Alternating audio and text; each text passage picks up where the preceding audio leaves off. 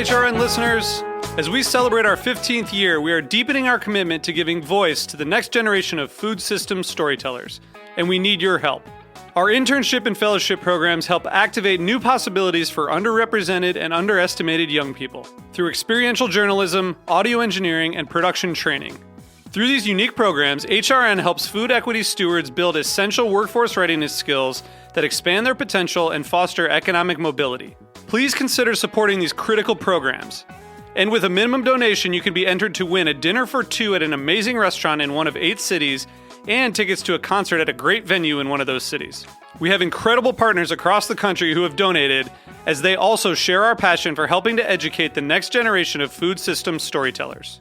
Check out heritageradionetwork.org/15 to donate and enter to win today. That's heritageradionetwork.org/15 to donate and enter to win today. And make sure you donate before March 31st. Thank you. This episode is presented by Forever Cheese, a passion for great taste. Learn more at forevercheese.com.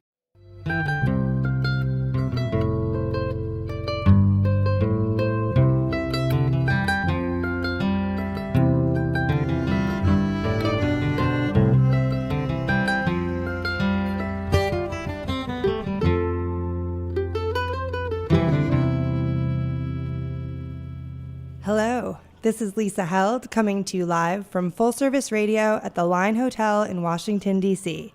And you're listening to The Farm Report, a Heritage Radio Network show about the people, processes, and policies that shape how food is produced today.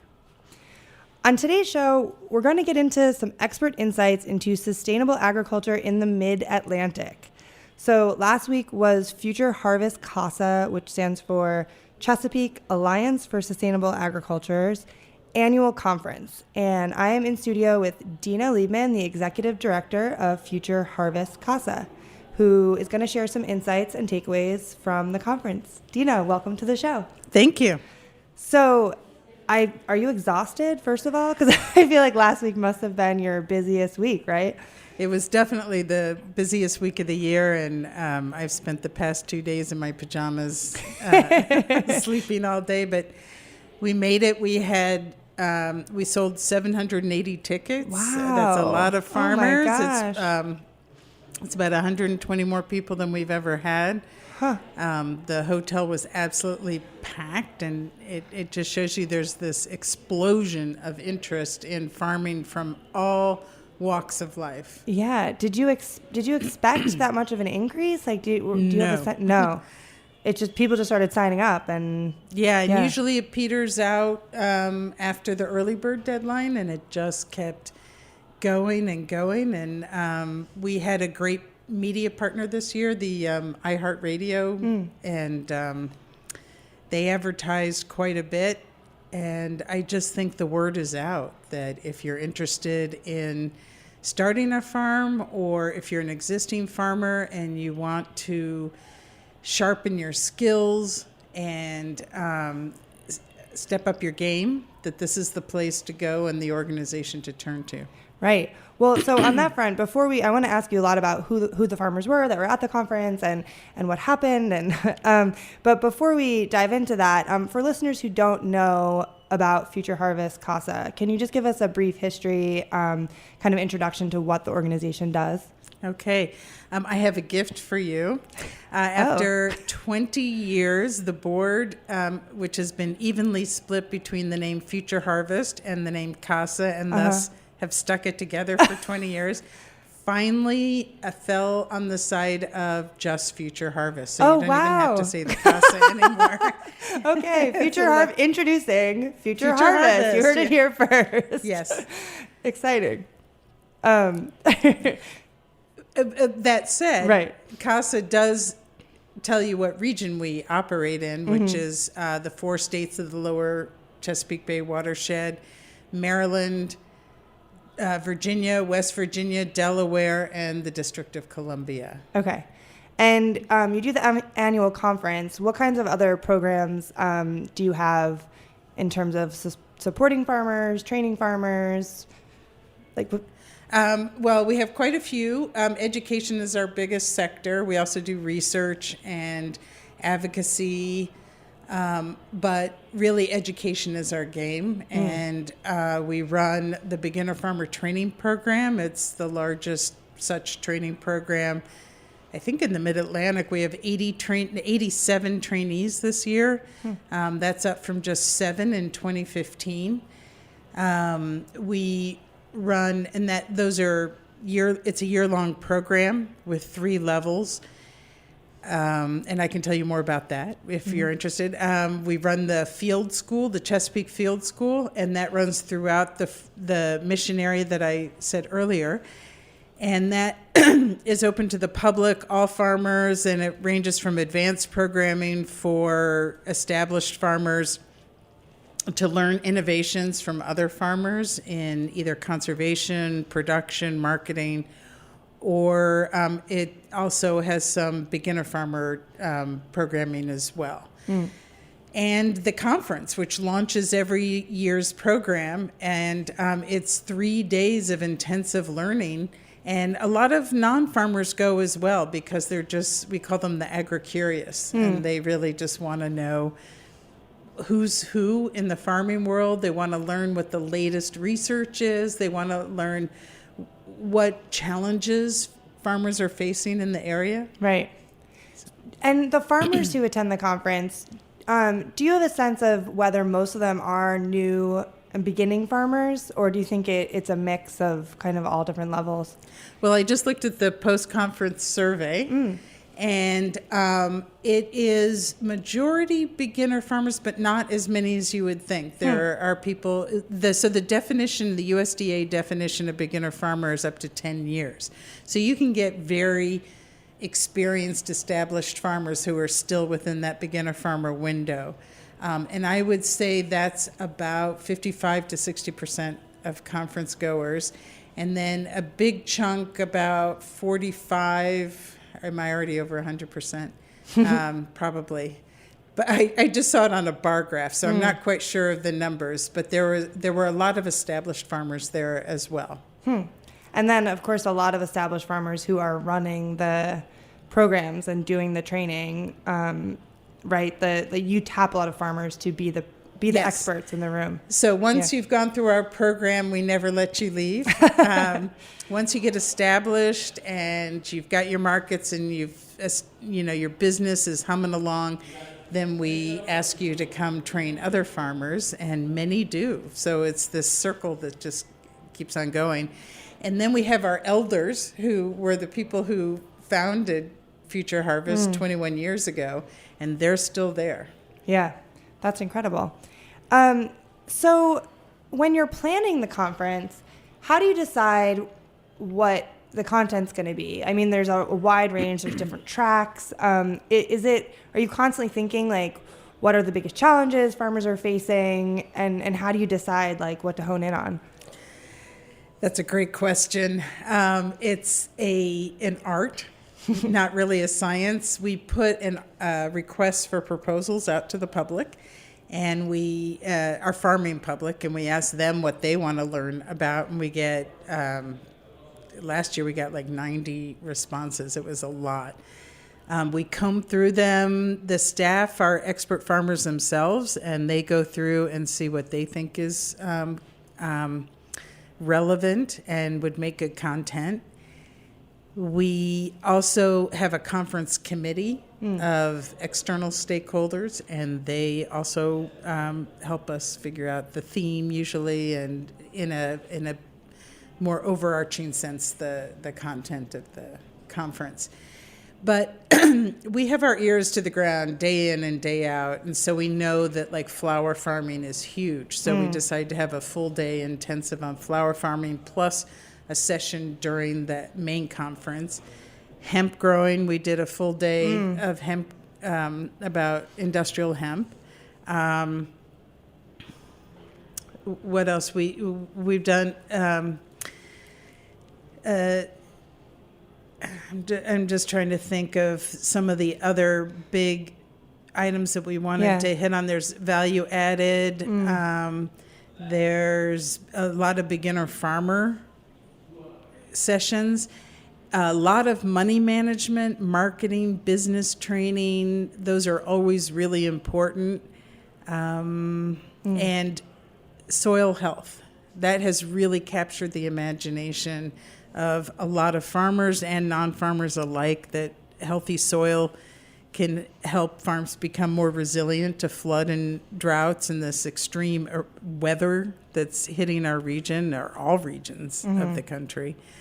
And it also has the ability to draw down carbon, atmospheric carbon from the air via plant photosynthesis and store it in the ground, where it can actually be of benefit to farmers and increase soil fertility. So it's a huge win-win-win-win-win.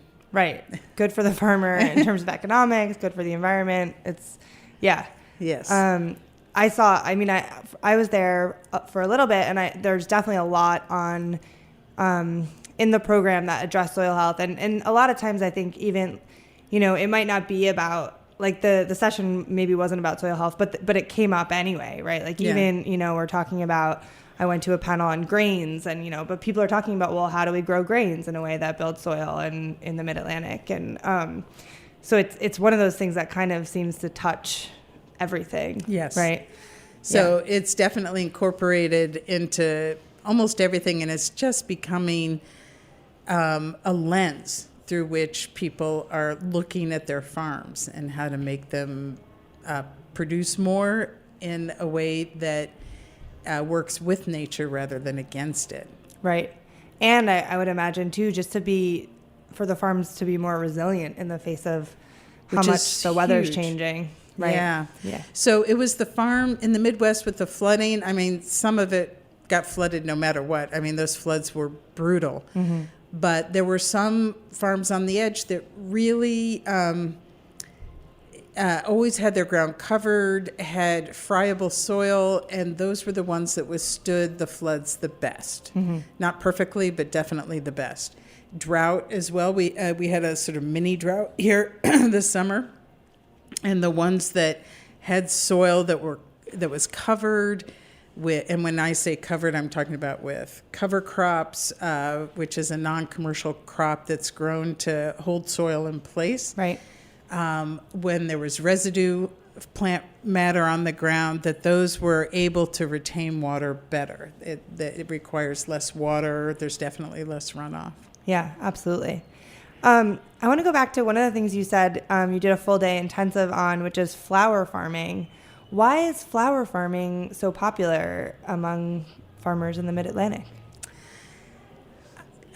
You got me. Is that a relatively new thing? Well, I think there's a lot of people are attracted to the beauty of flower farming. I mean, who doesn't like flowers? And I think there's a big market with the two big cities there. You do not have to pay attention to food safety issues, so you can use. You don't have to worry about your compost not being fully composted if you've got if you're growing flowers. There are just a lot of food rules that you can sidestep when you're dealing with flowers. There's a lot of things about it that are easier and some things that are harder. I mean, keeping a floppy stem up. I mean, I could go into the details. It can get really complicated with horticultural meshes that nets that people have to sort of put crosswise so that the stem stays straight up. That's more for the advanced growers. But yeah, this could become, the Mid-Atlantic could become the next flower capital of the country. It's that there's that level of interest, and they're being grown on small to mid-scale farms, and florists are starting to source locally. Now a lot of it is sourced from South America. Yeah. And even farther flung. So, that's a really interesting trend. And as I said, hemp is also something you're going to see more and more of now that it's legal. Right. Were there a lot of conversations about regulatory processes when it comes to hemp? I know that it's been hard, I think, for some farmers to figure out how to market, and let me let you. I was going to ask you another question without letting you answer that one, so I'll let you answer that one first. Yeah, hemp. hemp has no psychoactive Right. properties whatsoever. I shouldn't say whatsoever. There might be a minute amount. But it was just heavily regulated anyway. And it is slowly being loosened up. You still have to get a permit to grow it. You have to register with Maryland Department of Ag here, and I think in Virginia as well. And it's not just like you go to the store and you buy hemp seeds and Right. you put them in. Also, hemp is complicated. It can be grown for several different purposes. For the seeds, which is used in food, the seeds can be squeezed for oil. Mm-hmm. All of these require different varieties. Some people use hemp as what I mentioned earlier, cover crops, which smother weeds. And also hemp can be used for its cellulosic material that for animal bedding, for making products. There's a dearth of processing facilities. So like you can grow all this hemp with all this fabulous cellulosic material, but there's no place to process it just yet. So this region really needs to catch up quickly there. So most people are growing for the oil and the seeds for hemp. I've been looking at that so much and wondering when someone is going to start building processing. I mean, hemp seeds for food they're such an amazing source of plant protein at a time when more people want to, eat plant-based. It seems like such an opportunity, but apparently there's just no processing in the U.S. right now, and so everyone's just selling it for CBD because that's basically the only market, right? So it'll be interesting to see if that changes. It's a chicken and egg kind of thing. Yeah. If they grow it, they will also grow the processing for it. We hope. Right. So also hemp is a heavy nitrogen feeder, same as corn. So there's some trick to growing it in ways that are considered what we call regenerative or in healthy soil. Okay. Are most of the farmers that attend a conference like Future Harvest, are they mostly selling into at markets and CSAs? Are they what's the sort of size of most of the farms you work with, or does it range? So the average size of a farm, I'll say in Maryland, which pretty much applies throughout the lower Mid-Atlantic, is 150 acres. So our size farms range, they can be from a quarter acre, actually they can be from a rooftop to 200 acres for the vegetable farmers, and then we have some farmers that have thousands of acres that grow corn, feed corn and soy. We work with those farmers on a completely different project, running a mentorship program for conventional grain growers who want to transition to organic. Oh, wow. That's a brand new project that's starting up at the University of Maryland. Oh, amazing. But they're two different audiences. Yeah, that's two different markets. They're just in completely different systems. So Future Harvest was mostly grazers, which could be on several hundred acres, to urban farmers. It runs the gamut. People think, oh, we're just the small urban farms for some reason, but we've always actually been focused on rural farms. That's the project in terms of commodity growers. Are you working a lot with farmers on the Eastern Shore? We will be, yes. Yeah. And we already have mentors lined up. We're running a mentorship program that coincides with the research that University of Maryland is doing. It's a really cool project, but it hasn't started completely yet. Okay. We're having our first launch meeting, so I can't. I'm jumping ahead. Yeah. Well, I'll come back next year or 2 years, and I'll tell you all about it because I think it's going to be really, really cool. Yeah, that sounds exciting. Okay, we're going to take a quick break. When we come back, more with Dena from Future Harvest.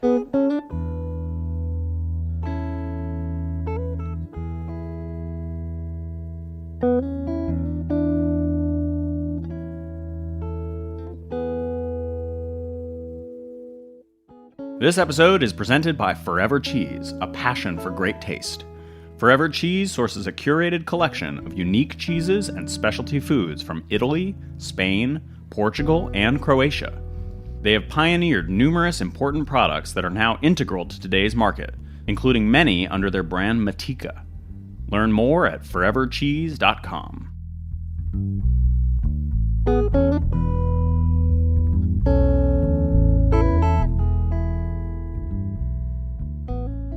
All right, we're back. This is Lisa Held. You're listening to the Farm Report. I'm here with Dena from Future Harvest. We've been talking about sustainable agriculture in the Mid-Atlantic.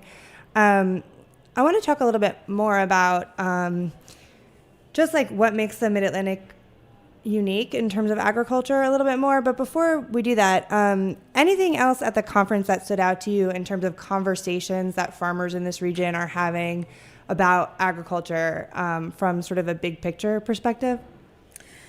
Yeah, one thing that has really emerged for Future Harvest is that just the inequities of the whole food and farming system, and that some of the best farmers in our region are farmers of color, and they are subjected to a whole different set of obstacles in our system that are just so unfair and make it difficult, even more. It's hard enough just to be a farmer, but to be a farmer of color, in the way credit is doled out, how banks treat farmers of color has just made it even more difficult for farmers of color. Yeah. And at our conference, we always make sure that these issues are highlighted, and we try to address them as much as we can. And our conference is, it's a very diverse audience, and farmers of color really are our best presenters. You know, they really share what they've learned and what they know and what they've been faced with that are different than what white farmers have been. Yeah. Yeah. Well, and one of the keynote speakers that you had was Leah Penniman. Yes. And I heard a lot of conversations about how people were really, really inspired by her talk. And she's been a guest actually on the show right when her book came out, Farming While Black. And she's incredible. And I think she really just inspires people. I've seen her speak a few times, and every time she's just really, really inspiring. But I guess maybe in terms of what Leah spoke about, but also other conversations at the conference, like what are you hearing in terms of solutions, like things people are doing to really confront the racial inequalities that exist and change systems to make things better? That's a great question. Can you just fix some? Fix the you know, the thousands of years. I think right now it's awareness raising among, I guess, white populations. Yeah. I think that's really important right now. And I think that I think doing our part to make sure that all farmers have access to technical resources, financial resources, land. We have been so heartened in our beginner farmer training program. There are 3 levels, and a lot of people of color started in level 1, which is for the agri-curious. Mm-hmm. Just like, they don't have land, they haven't really farmed. And then they graduate to level 2, which is a certificate program. They do 200 hours in the field with a commercial farmer, and they do a whole classroom series. And then there's level 3, where you have to have land. You have to be actually farming, and that's a mentorship program where we pay experienced farmers to mentor the beginner intermediate farmers, and we have just seen people graduate through the levels And there are a lot of farmers of color now in our level 3. Yeah. So it's not for lack of interest, it's just been a lack of access to resources. Yeah. I think, and I'm just guessing here, it would be better to talk to a farmer of color about this, but what I am seeing is that there is a real interest in returning back to the land. It was connected with slavery. It was connected with very painful history of being rejected from credit and loans and losing land, to now people are, saying and then they just said, I'm just going to go to urban places. Right. It's easier to make a living, And now there's this big return to farming, and it's just amazing. And so we just need to help people along this journey. Yeah. One thing that I'm really interested in is at Soulfire, they have the reparations program for land, and I think it's just getting started, and I think that'll be interesting to see where that goes, because there's just so much land that is just stolen land, and seeing them actually being able to redistribute some of it little by little, it's really incredible. Yeah, there was a seminal article this past year written by The Atlantic, and it just describes how farmers of color were systematically discriminated against, to the point of losing thousands and thousands of acres of land. Yeah, so. Absolutely. Another thing I wanted to ask you about was,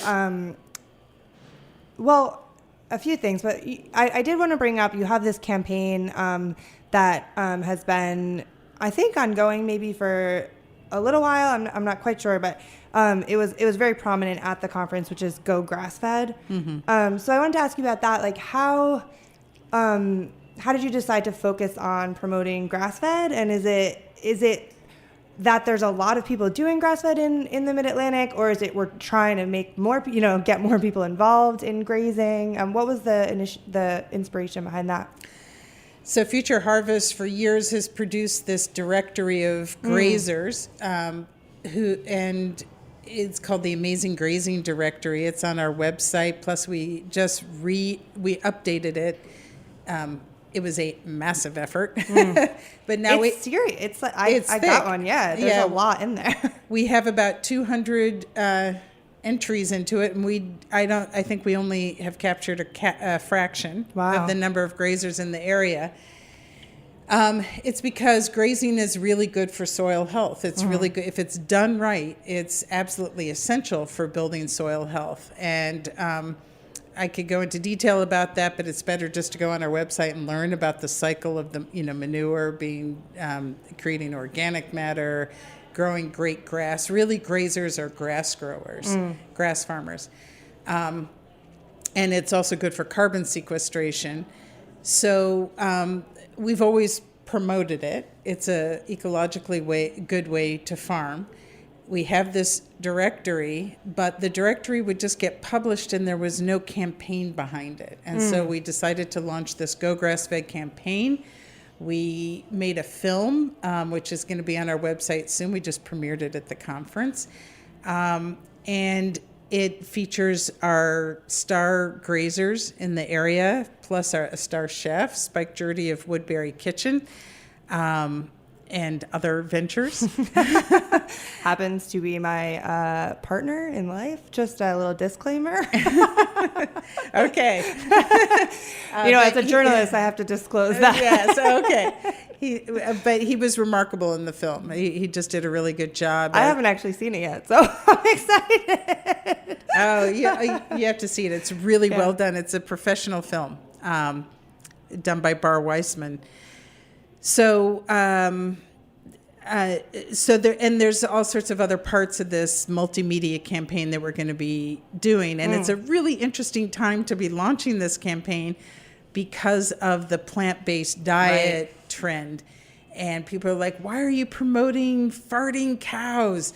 And it's because actually, I think there are these large confined animal feeding operations where, that produces the meat that goes into most of our grocery stores. That's a completely different system. A grazing system is really important for carbon sequestration, and you don't want to throw the baby out with the bathwater, as it were. And so we really, really encourage people to eat less meat. Mm-hmm. And when they do eat meat, make sure it's locally produced and grass-fed, grazed, and pastured pork, poultry. Eat less, but eat higher quality, locally produced and on pasture. Yeah. And so the campaign is almost more about consumer education than about farmers. Yeah. Which we also do. Right. In the directory, so I just looked at it briefly, and it tells you like where each farm is. Does it tell you exactly like where to buy?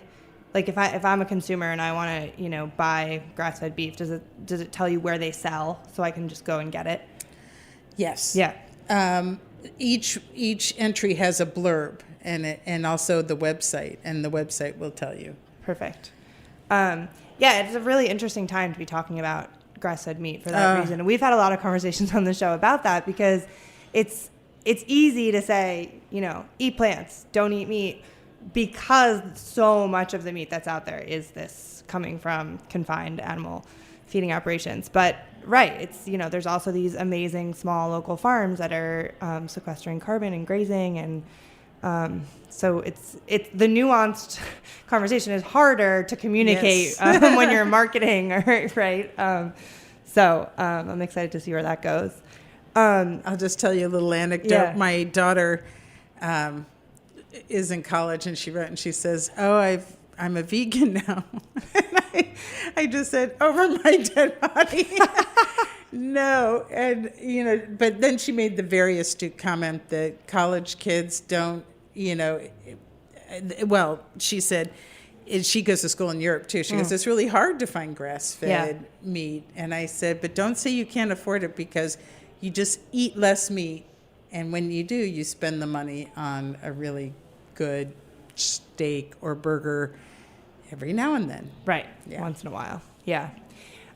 So is there, just before we wrap up, I just want to kind of come back to this idea of the Mid-Atlantic as an agricultural region. Are there any specific challenges to agriculture in the Mid-Atlantic that come to mind that you heard at the conference, or just you're thinking about as you do this work? Oh, yeah. There are a lot of challenges. Land prices, huge. Labor for farmers, huge. Those are the two of the biggest obstacles. Markets, we have great markets in Baltimore and Washington, D.C., and some of the larger towns, but it's still not enough. People still just go to the grocery store, and you can get everything you need at a farmer's market, but you have to go, and you have to be kind of dogged about it. And it's just easier to go to the supermarket and pick up stuff. And I do a hybrid.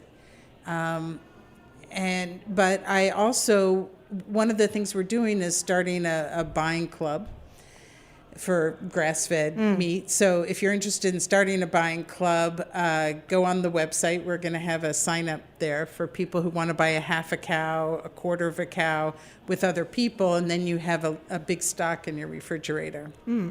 But anyway, I digress from the question. So the markets, people, we just have to do more and more consumer education about the importance of buying from your farmers, making your food budget go farther, and buying higher quality, locally produced food.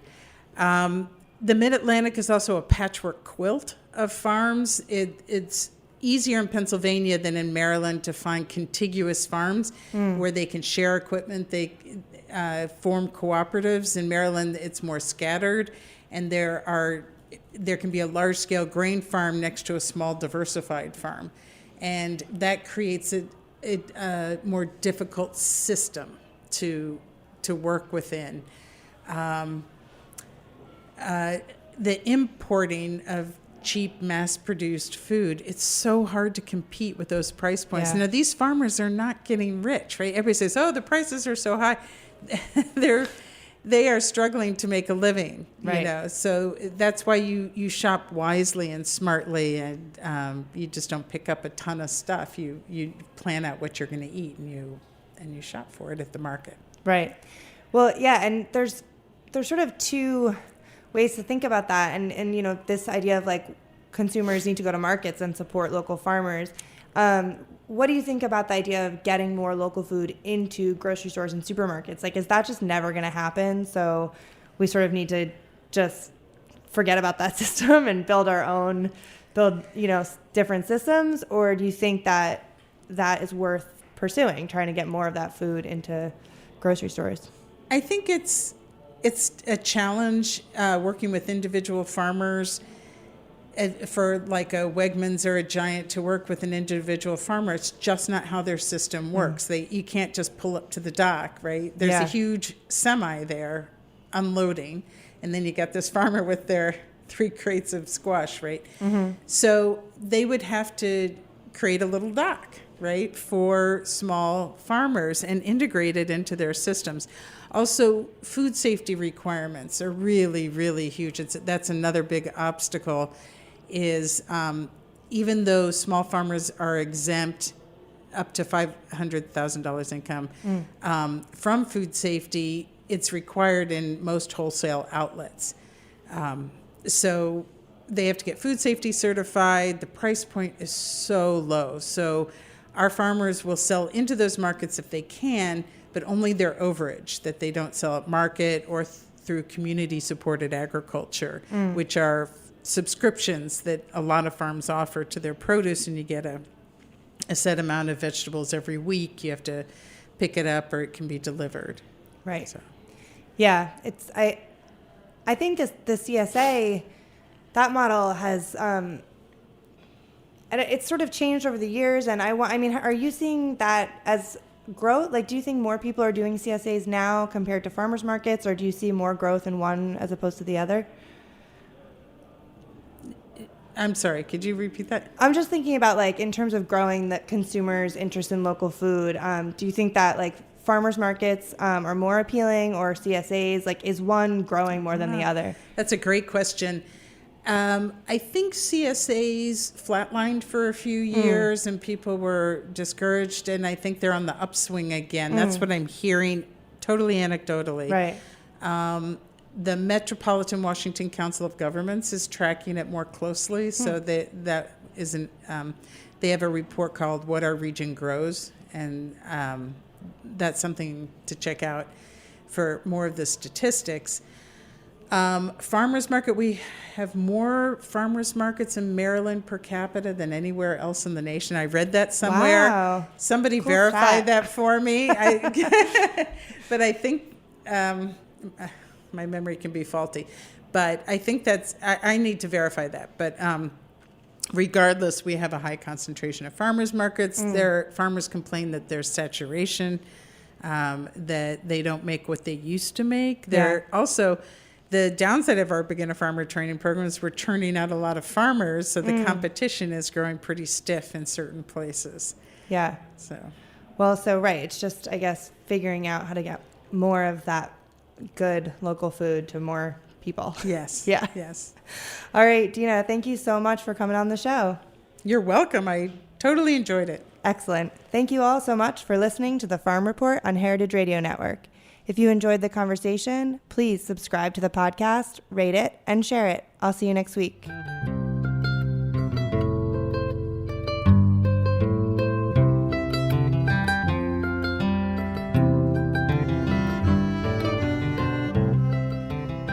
This program is powered by Simplecast. Thanks for listening to Heritage Radio Network, food radio supported by you. For our freshest content, subscribe to our newsletter. Enter your email at the bottom of our website, heritageradionetwork.org. Connect with us on Instagram and Twitter at heritage_radio. You can also find us at facebook.com/Heritage Radio Network. Heritage Radio Network is a nonprofit organization driving conversations to make the world a better, fairer, more delicious place. And we couldn't do it without support from listeners like you. Want to be a part of the food world's most innovative community? Subscribe to the shows you like, tell your friends, and please join the HRN family by becoming a member. Just click on the beating heart at the top right of our homepage. Thanks for listening.